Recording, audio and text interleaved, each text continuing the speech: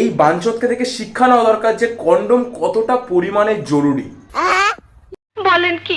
আজ থেকে 10-12 বছর আগে যদি আমি জানতে পারতাম এই দিনটা আমাকে দেখতে হবে, থালামিয়ের বাবার হাতে একটা কন্ডোমের পাতা তুলে দিয়ে বলতাম কাকু তুমি এটা ইউজ করো, নাহলে তোমাকে এই দিনটা দেখতে হতে পারে। আমার লয়ার জানে, আমার লয়ার সব জানে। তোমার আগে মাস শাস্তিটা আমার হাত থেকে পাওয়া হয়েছিল। ব্যাপারটা হচ্ছে কি, এদের ভিডিও যখন অতিরিক্ত পরিমাণে ভাইরাল হয়ে যায় তখন এদেরই পাড়ার লোকেরা এদেরকে ঘেরাও করে এবং পুলিশে দেওয়ার কথা বলে। নাম টাম কিছু বলেনি, উনি আমার নাম আর বাবার নাম জিজ্ঞাসা করে অ্যাড্রেস জিজ্ঞাসা করে। ভিডিওটা ভাইরাল করার সময় মনে ছিল না? এত কিছু হওয়ার পরেও এরা বলবে যে এটা ভিডিওটা আপলোড করেনি, ভিডিওটা আপলোড করেছে অন্য কেউ। আর এটা আমি যাকে সেল করেছি তারা ইচ্ছা করে আমার থেকে প্রতিশোধ নেওয়ার জন্য ভাইরাল করেছিল, আমার এতে কোনো হাত নেই।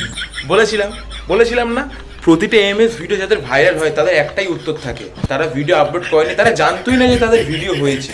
পুলিশটা বলছো কারণ উনি জানতো না, উনিও জানেন, আমার লয়ার জানে, আমার লয়ার সব জানে। তোমার আগে মাস শাস্তিটা আমার হাত থেকে পাওয়া হয়েছিল।